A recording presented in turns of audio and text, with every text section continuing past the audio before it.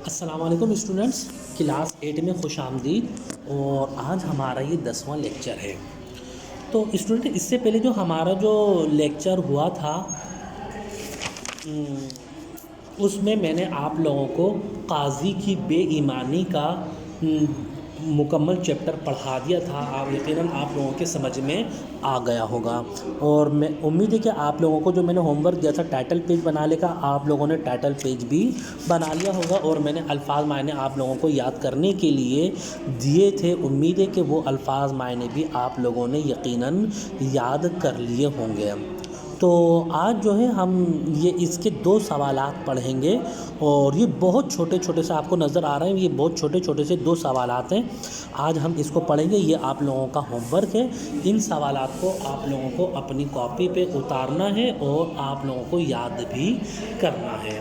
تو اسٹوڈنٹس میں آپ کو شروع سے بتاتا آیا ہوں کہ آپ لوگ جو ہے یہ جب جو بھی کچھ اتار رہے ہیں تو آپ لوگ ان کو ضرور یاد کریے گا، یاد رکھیے گا، تاکہ اس کے فوراً بعد آپ لوگوں کے ٹیسٹ ہوتے ہیں، ماہانہ ٹیسٹ ہوتے ہیں، ایگزام ہوتے ہیں، تو اس میں آپ لوگوں کو بہت زیادہ پریشانی نہ ہو، اور وقت پر آ کے ضرور کاپیاں چیک کرائیے۔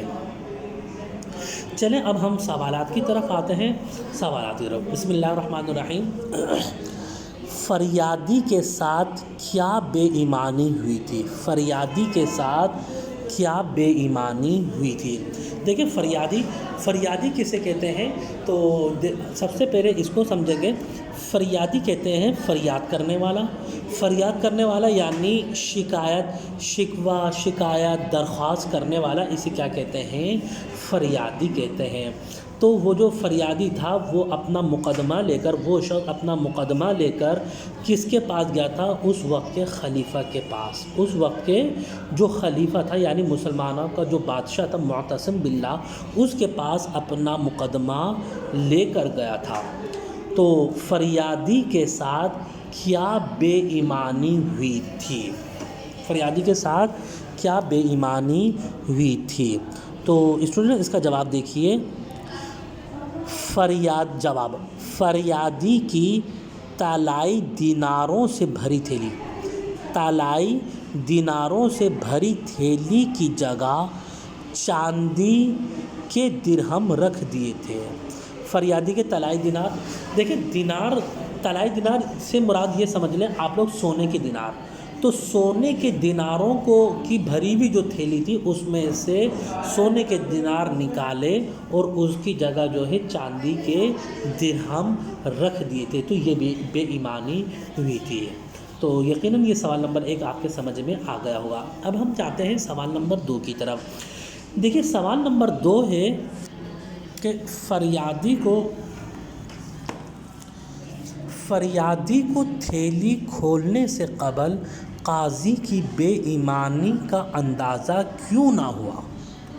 فریادی کو تھیلی کھولنے سے قبل قاضی کی بے ایمانی کا اندازہ کیوں نہ ہوا؟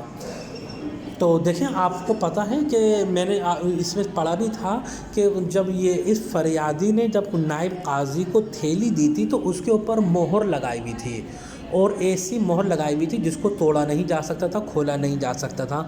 لیکن مہر جب اس نے نائب قاضی نے اس کو تھیلی دی تو اس کی جو مہر ہے وہ ویسے کی ویسے ہی لگی ہوئی تھی۔ مہر جو ہے ویسے کی ویسی لگی ہوئی تھی، لیکن اس کے اندر سے جو ہے کیا تھے، جو طلائی تھی، وہ اصل چیزیں وہ غائب تھی۔ تو اس کا جواب دیکھیے، کیونکہ قاضی نے رفوگر سے ایسا رفو کروایا تھا۔ کیونکہ قاضی نے رفوگر میں آپ لوگوں کو بتا چکا ہوں کہ رفو کرنا یعنی سینا، کپڑے سینے والا، تو اس نے ایسی کاریگری سے سیا تھا۔ کیونکہ قاضی نے رفوگر سے ایسا رفو کروایا تھا کہ کوئی فرد و بشر تمیز نہ کر سکتا تھا۔